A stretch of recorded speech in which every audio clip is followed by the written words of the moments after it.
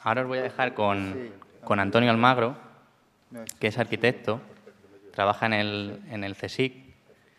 y es uno de los grandes restauradores de España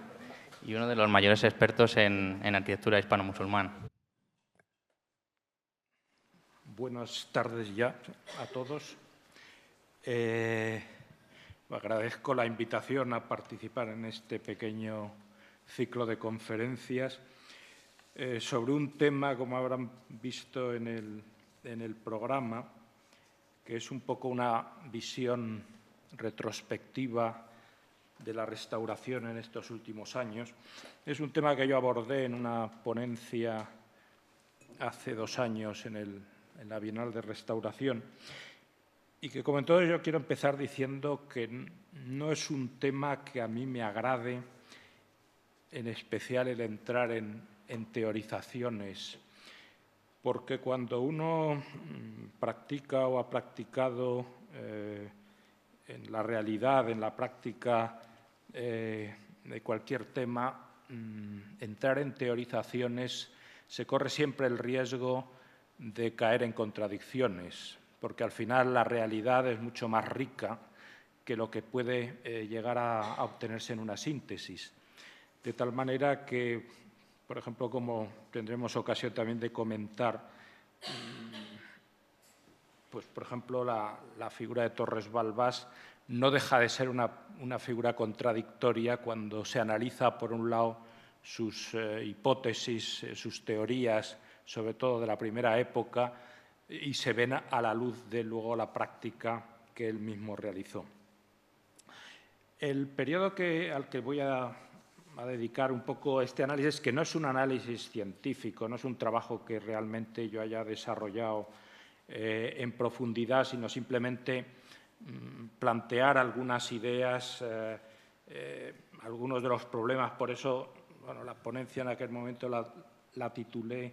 Luces y sombras, porque en realidad, como en todo, siempre hay aspectos positivos y aspectos negativos. Como digo, el periodo al que voy a analizar es más o menos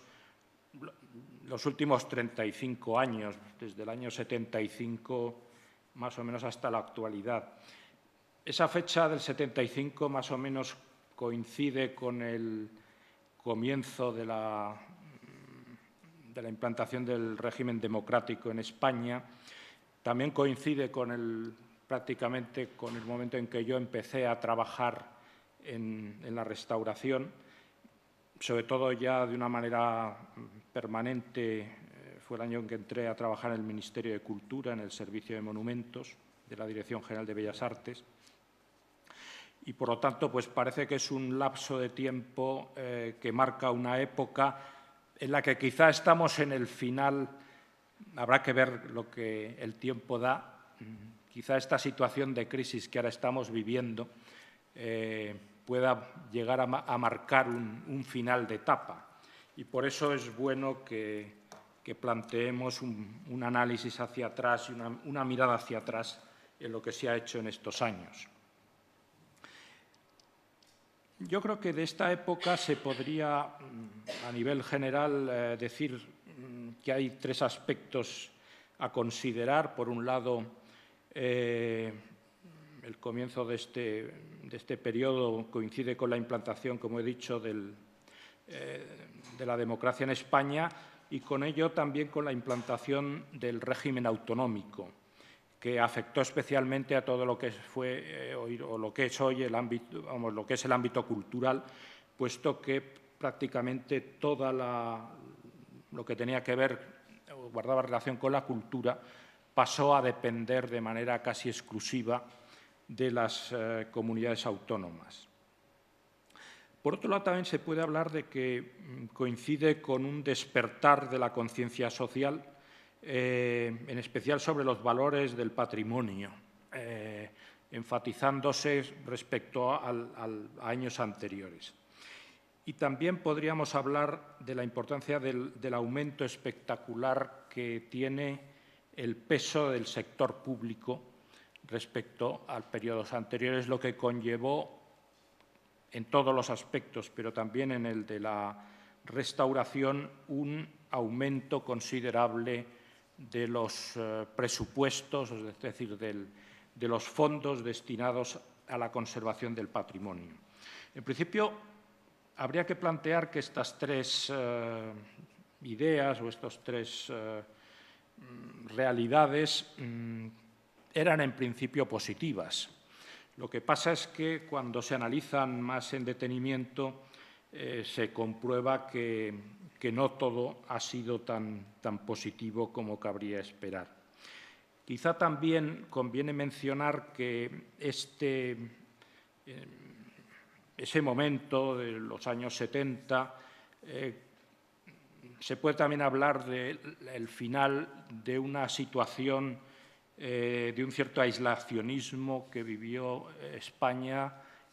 en muchos aspectos, pero también en el tema del patrimonio. Es decir, las actividades de restauración, las personas que se dedicaban a la restauración tenían muy poco contacto, prácticamente nulo, con lo que se estaba haciendo en otros sitios de Europa, tanto a nivel de los aspectos conceptuales como de los aspectos prácticos. Y en estos momentos, en estos años, finales de los años 60, se empieza a producir, por un lado, la integración o la participación de técnicos españoles en reuniones y en foros internacionales, y, a su vez, también el comienzo de la participación de jóvenes técnicos españoles en centros de formación que se habían ido creando en Europa, fundamentalmente en Roma, pero también en Brujas,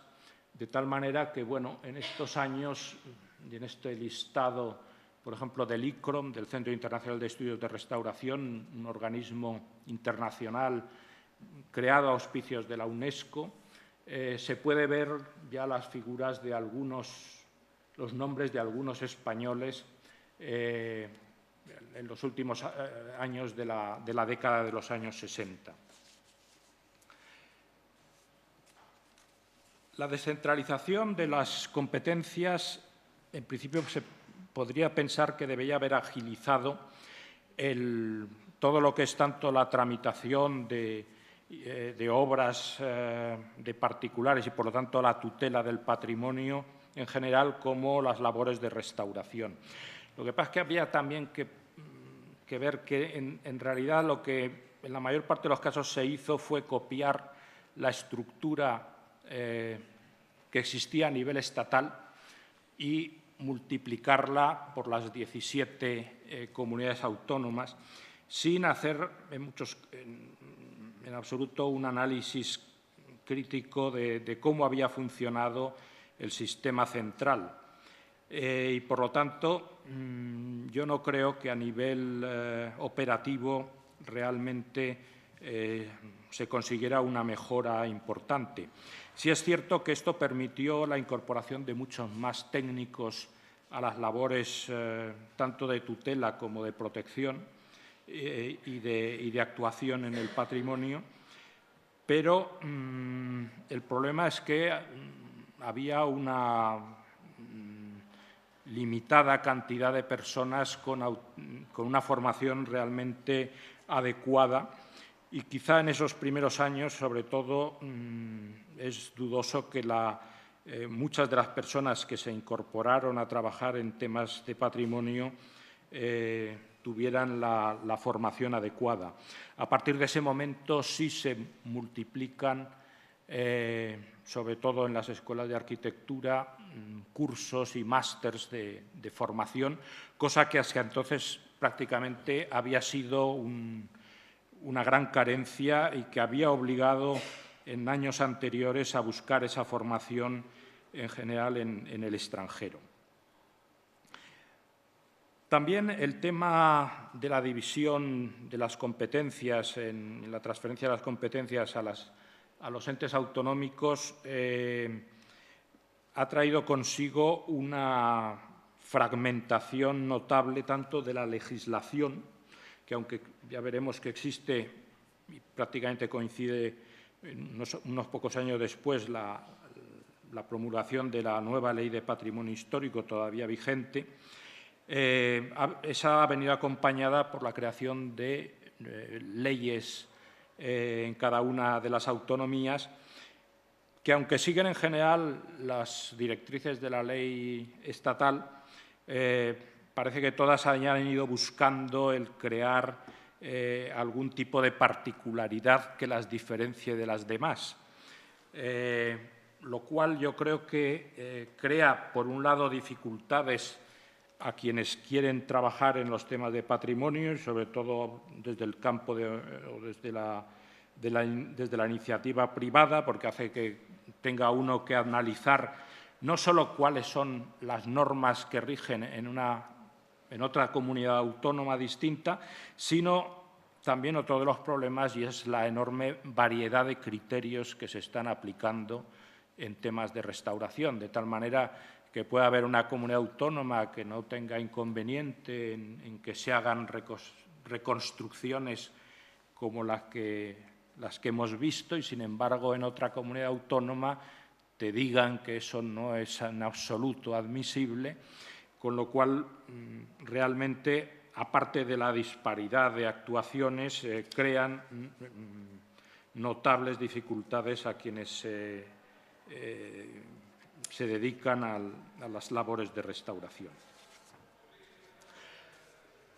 Esta diapositiva viene porque también es un aspecto importante que no existía con anterioridad en los años 70, que es la incorporación de entidades privadas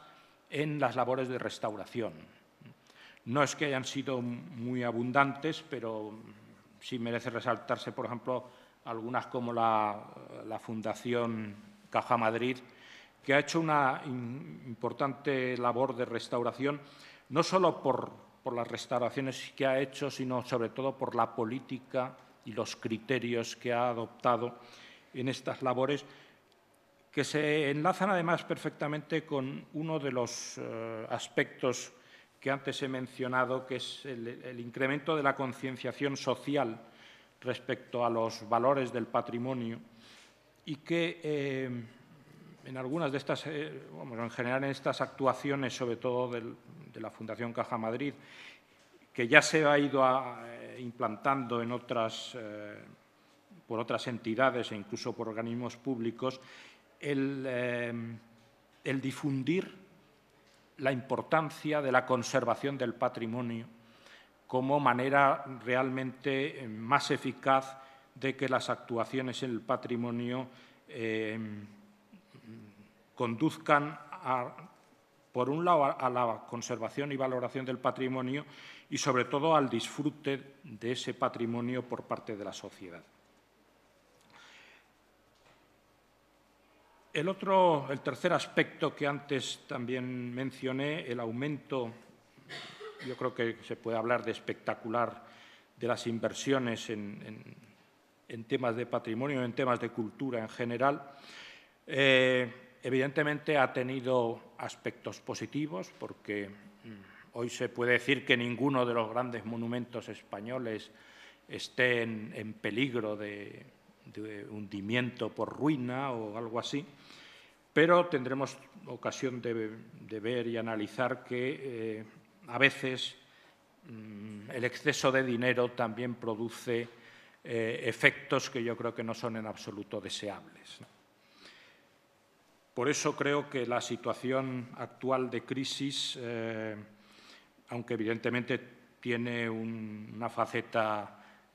muy negativa, porque sigue haciendo falta intervenir en el patrimonio, sigue habiendo monumentos y elementos del patrimonio que necesitan inversiones, pero probablemente se frenen algún tipo de actuaciones que en estos años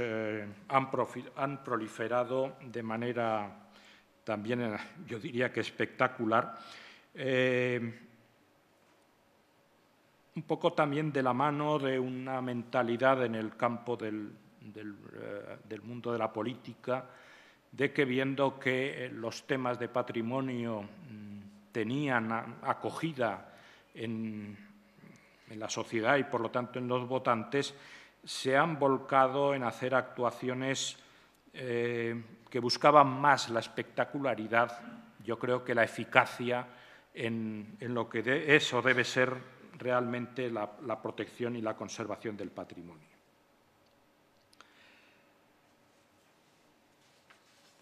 Como ya he comentado, quizá un hito también especialmente importante en estos años es la promulgación de la Ley 16/1985 del Patrimonio Histórico Español,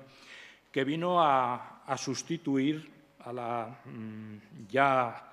antigua ley, pero yo creo que una ley que fue muy eficaz y muy novedosa en su momento, del año 1933, con la cual prácticamente, sobre todo en su articulado, no tanto en el modo de gestionar el patrimonio, pero fue una ley respetada durante la época de la dictadura, y fue la ley que sirvió y con la que se basó la protección del patrimonio durante todos esos años. La ley del 85 yo creo que fundamentalmente tuvo algunos aspectos novedosos, sobre todo la ampliación del concepto de patrimonio. Se habla de temas ya no limitados exclusivamente a los conceptos tradicionales del monumento o del yacimiento arqueológico, sino que se amplía un poco en la línea de lo que son han ido siendo las tendencias de esos conceptos del patrimonio hacia los temas incluso del patrimonio inmaterial, impensables años antes. Y sobre todo también la importancia que hace la ley de considerar al patrimonio como un bien social, es decir, como algo que pertenece a la sociedad y que está fundamentalmente al servicio de la sociedad. No es que eso estuviera así establecido en la legislación anterior, pero el que no se explicitara esta idea quizá conllevó el que los temas de patrimonio eran unos temas un tanto elitistas de determinadas personas del mundo académico, etcétera, que se preocupaban por los monumentos o por los bienes patrimoniales, y faltaba realmente una concienciación en la sociedad y, por lo tanto, un mayor apoyo hacia la protección del patrimonio. De todos modos, para mí esto es un tema en el que he insistido varias veces. La ley tiene un aspecto que yo juzgo, si no negativo, por lo menos que no ha abordado adecuadamente el problema, que es el de la existencia del artículo 39, que es el artículo que viene a decir que se prohíben las reconstrucciones en los monumentos. De hecho, este artículo viene a recoger, aunque matiza un poco la redacción, lo que contenía también otro artículo de la Ley del 33. Que en la Ley del 33 yo creo que tenía una justificación clara, porque es la ley que intenta zanjar la discusión entre los llamados restauradores y los llamados conservadores, es decir, un poco lo que eran la consecuencia de los criterios decimonónicos derivados de Viollet-le-Duc, de querer hacer los monumentos o querer actuar en los monumentos más desde el punto de vista estético, de hacer los monumentos sobre todo bellos, obras de arte, olvidándose a veces del carácter de documento histórico. Los conservadores pretendían valorar más este valor documental del monumento. Y bueno, en la Ley del 33 se inserta un artículo que, como pasa en la del 85, llama un tanto la atención de que se entre a establecer un criterio concreto, pero solo para los bienes arquitectónicos. En la ley no se habla nada de que no se puede repintar un cuadro o de que no se puede reponer un brazo a una Venus romana. Con lo cual, parece que hay un claro desequilibrio y que hay yo creo que una cierta obsesión en los legisladores de seguir una determinada línea que yo creo que a esas alturas el tema se había debido resolver por otros caminos. Por ejemplo, yo creo que a esas alturas la ley sí tenía que haber hablado más de metodología, es decir, de que no se puede intervenir en los monumentos sin hacer una buena análisis, un buen estudio, tanto histórico como arqueológico, como de los problemas patológicos, etcétera, etcétera. Eso sí debería haber obligado la ley a que estuviera contemplado. Y, sin embargo, después de la promulgación de la ley, se siguió teniendo serias dificultades para conseguir que en las administraciones se aceptaran lo que se venían a llamar estudios previos, es decir, estudiar el monumento antes de decidir si se tenía que poner una piedra o se tenía que quitar una teja. Y, de hecho, la presencia de ese artículo yo creo que es causa de una manera más o menos directa de muchos de los problemas que se han planteado en estos últimos años. Unas veces porque, como veremos, han dado lugar bueno, podríamos decir al final, pero que tampoco ha sido el final, de temas polémicos como el del Teatro de Sagunto, que en virtud de este artículo la intervención de Grassi y Portacelli se declaró ilegal, cuando probablemente quienes legislaron y redactaron ese artículo no pensaron jamás en aplicarlo en esos casos, y también probablemente utilizando como argumento ese artículo, pues se han hecho muchas de las intervenciones que, a mi modo de ver, no son en absoluto nada beneficiosas para los monumentos en los que se ha aplicado. Bueno, esto es simplemente el artículo, una imagen de una de las ediciones de la ley, la edición oficial del Ministerio.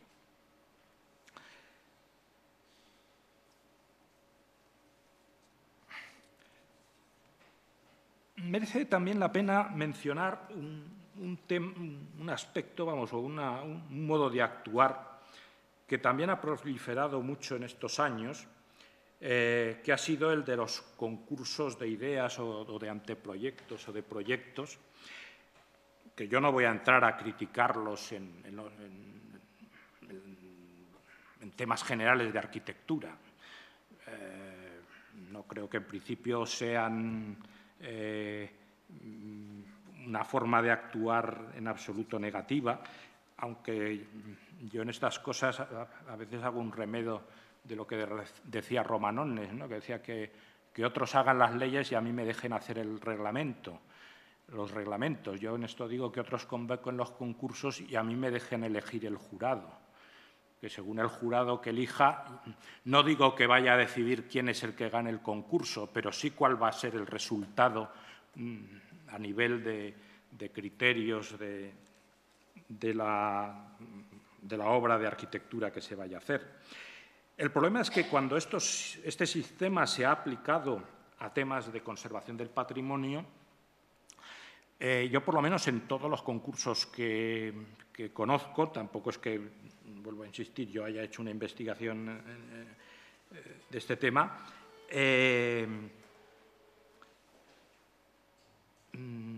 hay un denominador común, y es que siempre se han convocado los concursos sin hacer un buen estudio del monumento, de su estado, de su historia, de sus necesidades, etcétera, etcétera. Es decir, a nadie le ha interesado que en las bases del concurso existiera esa información. Yo diría que incluso a los que menos a los concursantes, porque en general cuanto menos información y menos datos hay, más libertad para proponer lo que se quiera. Y al final lo que ha resultado es que en muchos de estos concursos también los jurados habría que saber qué es lo que sabían del monumento, incluso en muchos casos de lo que es la conservación del patrimonio, y han resultado al final auténticos patentes de corso, donde parece que porque un proyecto había ganado un concurso, ya ese proyecto era bueno por naturaleza. Yo traigo aquí un caso, conozco otros parecidos, lo que pasa es que algunos de ellos afortunadamente no llegaron a realizarse por unas razones u otras. Este es el caso del Alcázar de los Velasco, en Medina de Pomar, un edificio de aspecto externo de fortaleza, aunque en realidad interiormente era un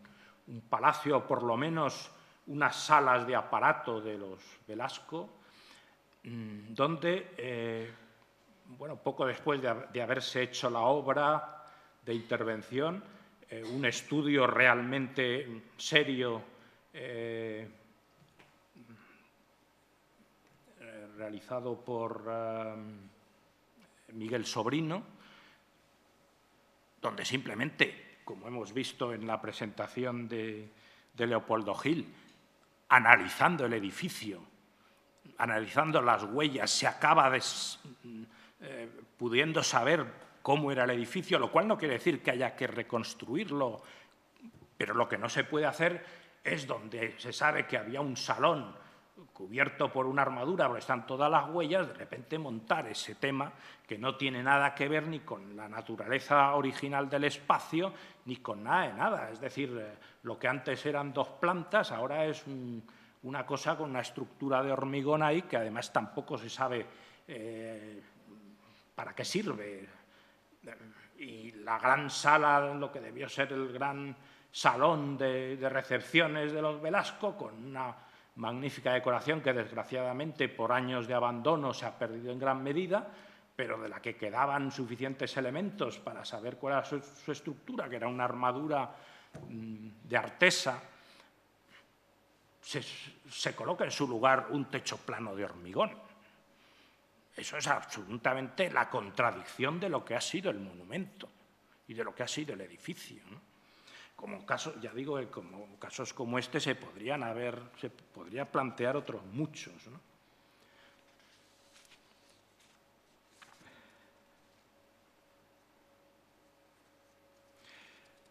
Quizá otro de los temas también a analizar de este periodo es que, como pasa en muchas ocasiones, se ha tendido o se ha querido buscar un referente nacional que pudiera ser presentado como un modelo de actuación en el patrimonio. Y ahí ha cubierto, digamos, ese papel la figura de un insigne arquitecto, historiador y restaurador, que es Leopoldo Torres Balbás. Lo que pasa es que de esta figura se ha insistido quizá en demasía en presentar lo que él desarrolla precisamente antes de que empiece a intervenir de verdad en el patrimonio, a nivel de escritos teóricos de la primera época, sobre todo cuando está al frente de la revista Arquitectura. Y ahí es una persona, además, beligerante, en contra de los restauradores, de los llamados restauradores, proponiendo un tipo de intervenciones mucho más basados en el conocimiento del monumento, en el análisis de su historia, etcétera, y que le lleva a veces a unos postulados muy radicales en su enunciado. Claro, cuando luego uno ve la trayectoria, sobre todo cuando a raíz de su nombramiento como arquitecto conservador de la Alhambra, no solo las actuaciones que hace en la Alhambra, sino en otros monumentos de Granada o incluso de otros lugares del área en la que él trabajó, como digo, cuando se analizan sus obras se ve que esos planteamientos teóricos rigurosos resultan mucho menos, no se llevan a la práctica de una manera tan radical. Traigo aquí algunos ejemplos. Por ejemplo, esta es la Casa del Chapiz, que además es la sede donde yo trabajo, aunque trabajo en otro edificio inmediato actualmente. Es un edificio que Torres Balbás se encarga de que sea comprado por el Estado y luego de su restauración, para ser finalmente dedicado a ser sede de la Escuela de Estudios Árabes. En la restauración se encuentra con que una parte de uno de los patios había desaparecido, el edificio estaba en un estado de ruina casi inminente y con muchas zonas, como digo, hundidas o desaparecidas. Y Torres Balbás no tiene ningún empacho en completar el patio e incluso repitiendo absolutamente una ménsula antigua, y esta es una ménsula hecha por Torres Balbás. Si uno coge sus escritos, parece que estas cosas deberían estar proscritas. Lo que pasa es que la realidad de un edificio que está, por lo menos en sus elementos básicos, completo, como veíamos lo que nos ha presentado también Leopoldo Gil, es decir, qué problema hay en rehacer un arco del cual se sabe perfectamente su forma, su arranque, etcétera, para permitir recuperar el espacio original de esa obra de arquitectura. Pues aquí pasa lo mismo. Si te falta un trozo del patio, hombre, sí, puedes hacer esto en sólido capaz, pero al final esas cosas, la verdad es que chirrían. Hay que decir que es curioso que en Torres Balbás se da una cosa que yo no sé si se ha enfatizado o se ha señalado, y yo creo que tiene también mucho que ver con la práctica de la restauración, y es que recurre mucho más a los sólidos capaces en la restauración de yeserías que en la restauración de maderas. Yo me planteo si eso tiene que ver con la mano de obra, con los artesanos que colaboraban con él en las restauraciones. Es decir, si no, muchas de estas cosas a lo mejor no son también iniciativa del propio carpintero. Pero, en fin, son realidades a analizar que demuestran que las cosas, y esto también vale, por ejemplo, para cuando se analiza las restauraciones de los periodos anteriores a estos que estoy analizando, de los periodos sobre todo de la posguerra española, y se pretende hacer el estudio, como se ha hecho de hecho, de la restauración a través de estudiar los proyectos que se conservan en los archivos, muchas veces se llegan a conclusiones que no tienen nada que ver con la realidad, porque los proyectos en esa época tenían un valor casi de puro documento administrativo que servía para que se librara un dinero. Y luego la práctica de la restauración no tenía normalmente en cuenta o muy poco en cuenta lo que se había escrito en el proyecto. Entonces, cuando se quiera analizar esa época, lo que hay que hacer es ir a ver las obras de verdad y no tanto los documentos administrativos.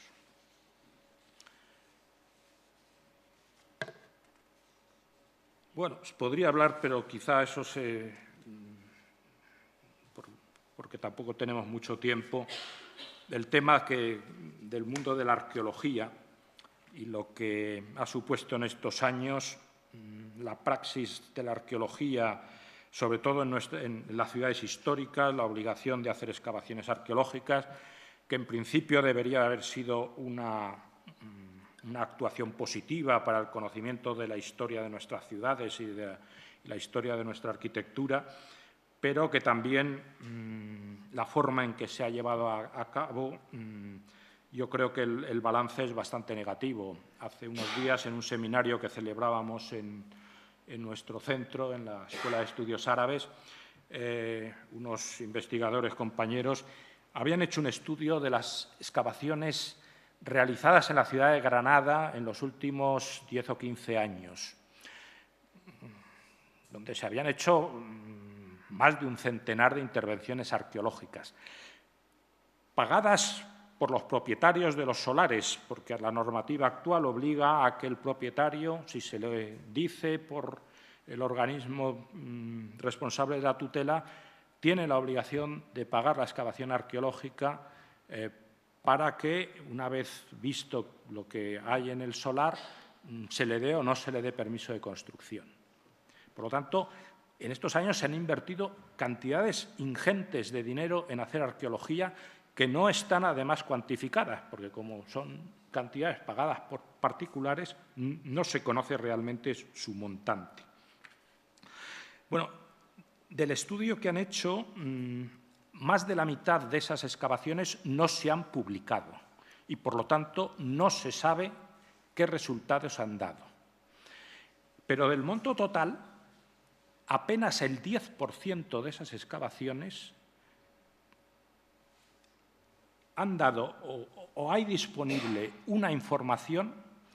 que sea válida para realmente hacer o aplicarla a la investigación sobre la ciudad, sobre la arquitectura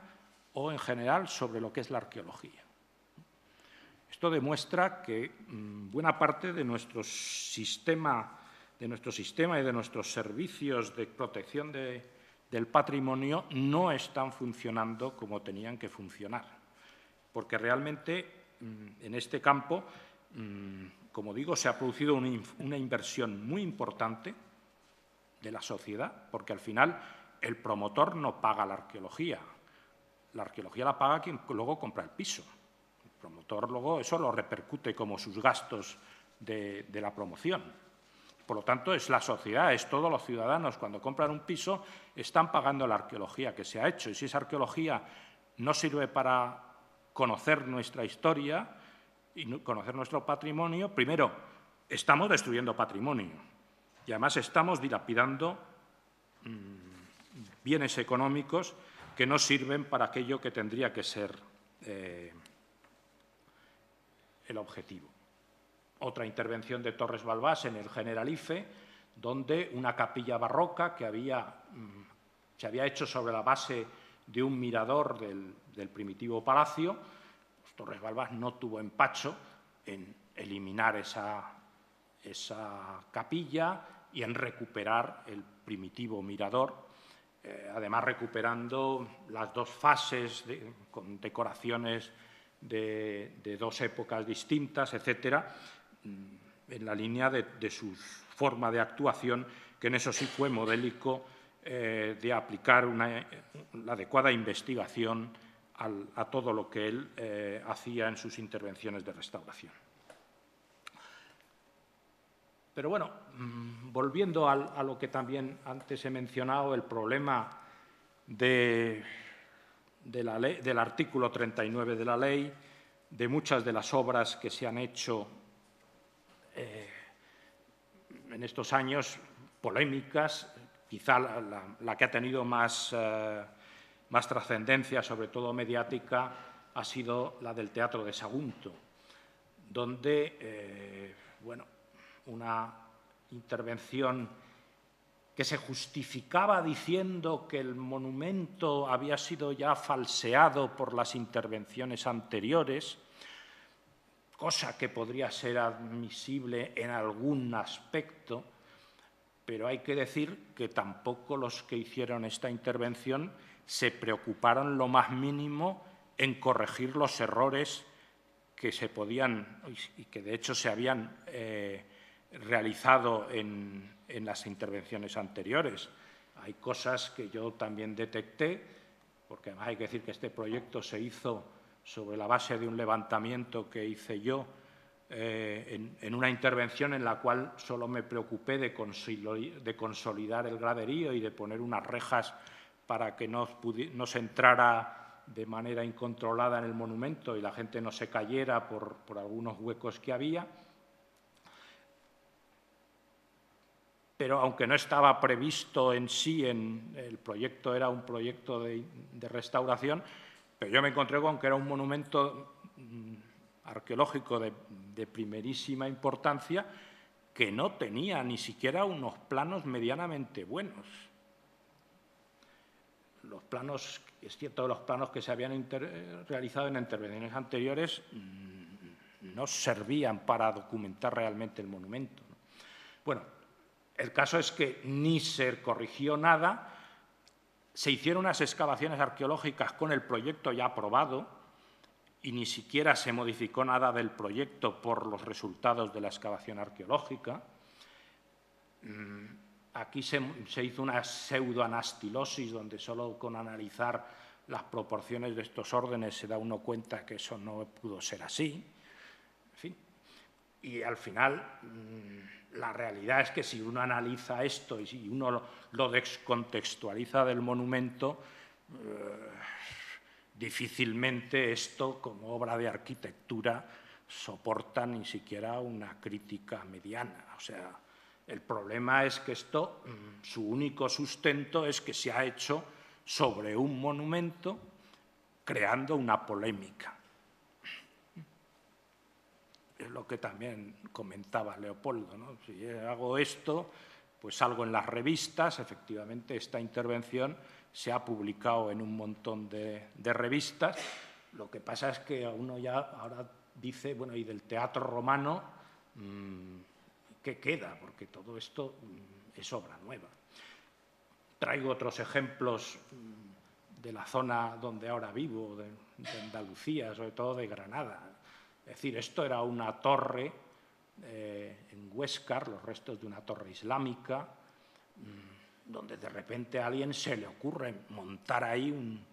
una serie de pasarelas para subir arriba y hacer un mirador. Claro, cuando uno analiza es una fase de la obra y otra, y luego además se entera, porque habla con el encargado de obra, pues le dicen que hubo que subir la torre porque toda esa estructura además se movía. Hoy está cerrada porque las barandillas, que son palos de madera sin ni siquiera un pasamanos que lo ate, entre que no hay medios para hacer un mantenimiento de esto y que constructivamente es más que dudoso que eso funcione bien, pues bueno, ahí se ha gastado un dinero para que salga una cosa. Es decir, de la publicación que se hace en una revista, todos son fotos del engendro este de madera, pero de la torre nadie habla en la publicación. La torre no importa, la torre es solo la percha donde colgar la obra del arquitecto, ¿no? Ahora, eso sí, esto supuestamente cumple con el artículo 39, porque lo que quiere el artículo 39 es que no se falsifique la obra original. De todos modos, aquí se ha reconstruido bastante también en obra de fábrica el Torreón. O también un tema que últimamente también ha empezado a estar de moda, que son las desrestauraciones.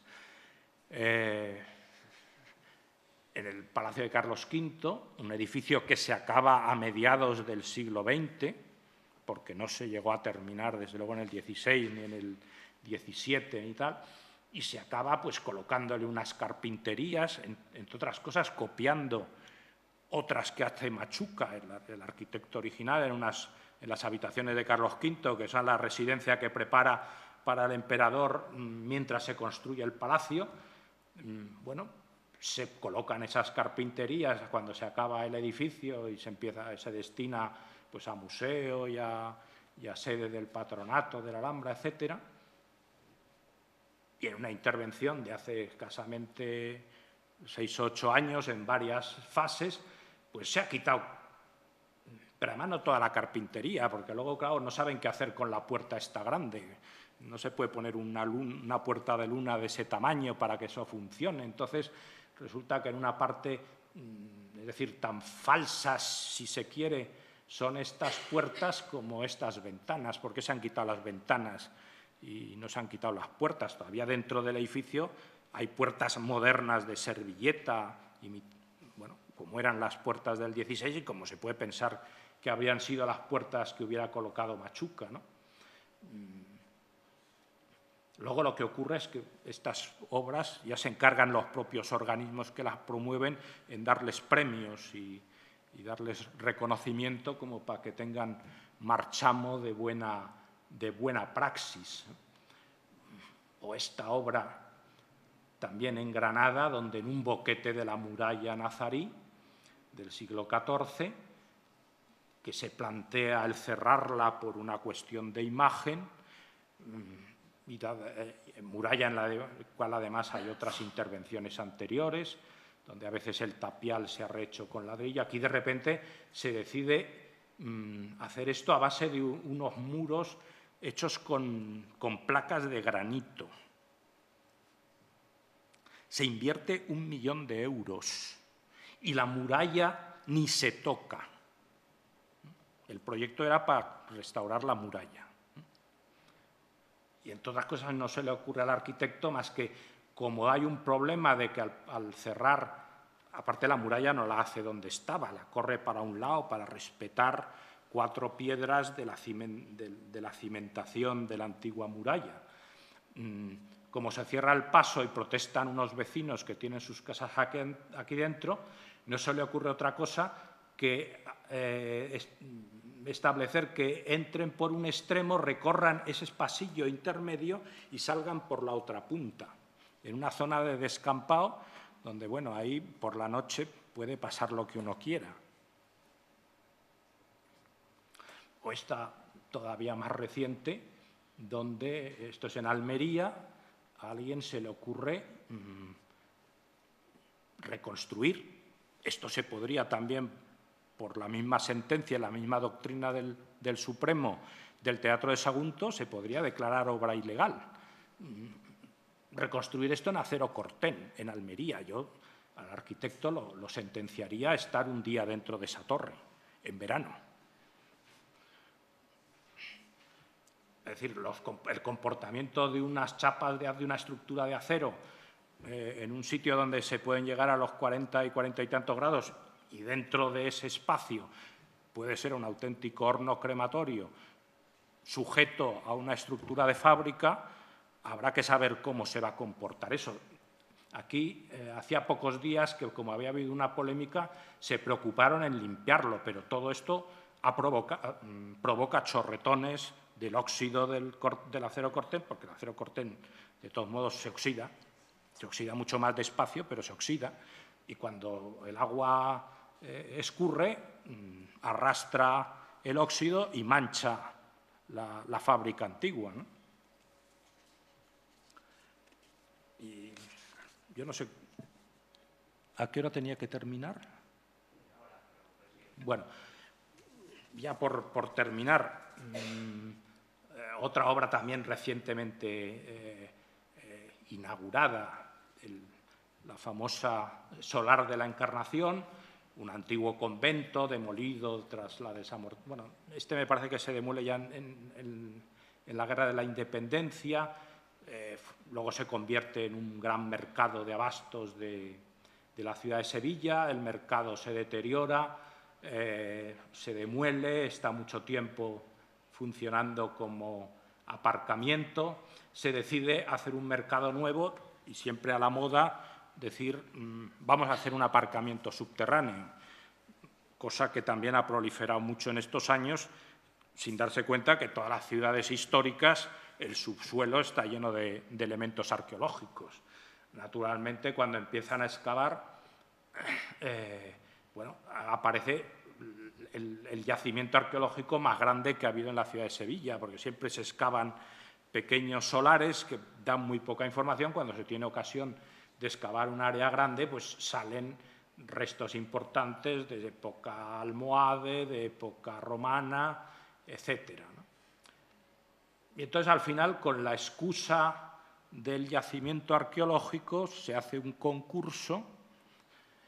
y se premia una cosa que uno se pregunta qué diablos tiene eso que ver con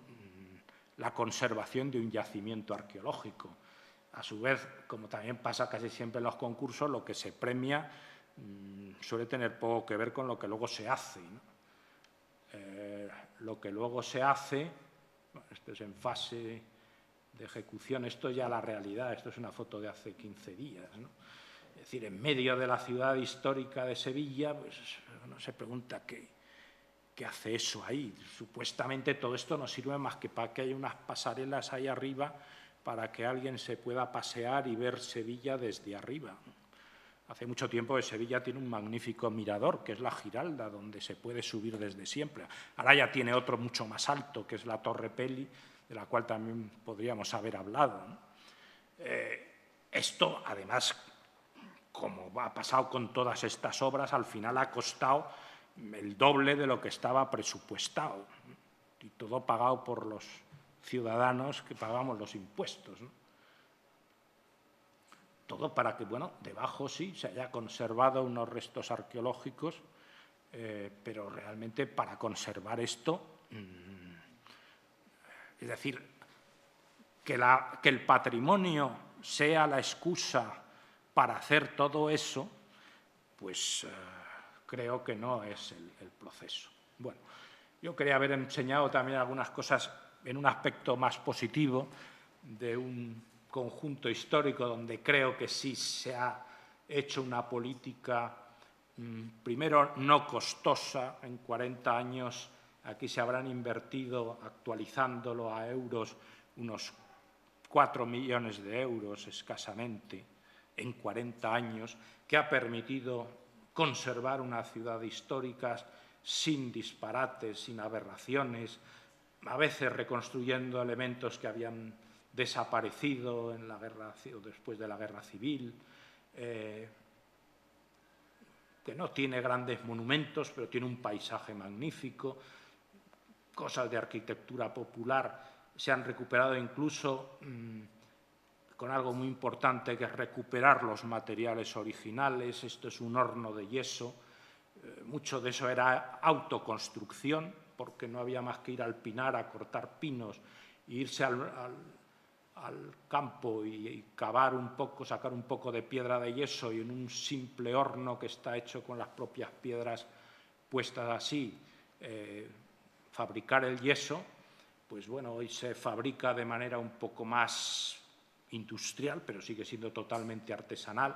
y gracias a eso pues la ciudad conserva su color, conserva sus texturas, no ha habido que meter materiales modernos,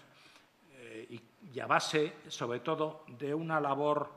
no espectacular, pero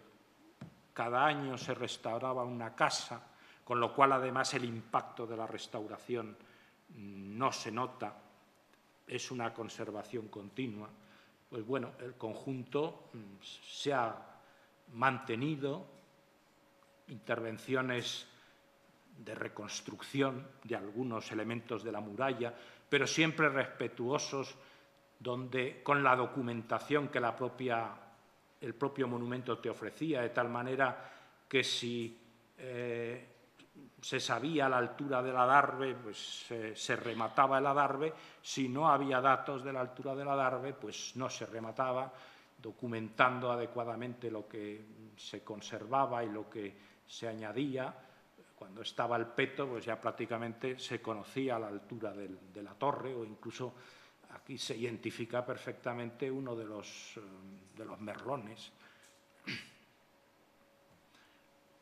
De todos modos, siempre hay problemas. Para reconstruir esta casa, pues alguien contó y dijo 1, 2, 3, 4, 5 plantas. Empezó a construir, solo que a las plantas, en lugar de darles 2,5 metros, pues le dio 3,5. Entonces, es decir, no darse cuenta en el entorno. Afortunadamente, pues esto se demolió y se dejó. Este barrio demolido después de la Guerra Civil pues estaba en muy mal estado, pero más por la avaricia de aprovechar las maderas de las casas, pues bueno, ha sido reconstruido sin ningún aspaviento, manteniendo la arquitectura tradicional, la fragmentación de volúmenes, es decir, todo esto no disuena del resto de la arquitectura de la ciudad, que no es una arquitectura de autor, es una arquitectura absolutamente anónima. E incluso de estas casas pues se pueden perfectamente arreglar, y no tengo fotos del interior. Este es un proyecto del arquitecto Pedro Ponce León. Son 2 apartamentos que se utilizan para residencia de artistas invitados de la Fundación Santa María del Albarracín, que son una maravilla y una delicia de espacios, sin haber tocado el edificio, respetando toda su originalidad, ¿no? En fin, los proyectos que ha habido que parar aquí de quien quería hacer obras nuevas o demoler para construir de nuevo.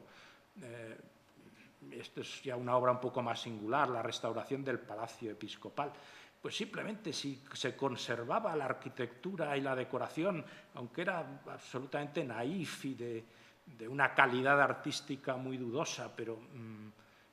si había un trozo de zócalo y de cenefa, pues se repinta y se puede ver cómo era una casa del obispo en el siglo XVIII, que afortunadamente pues, se había conservado. Una iglesia restaurada pues, para ser,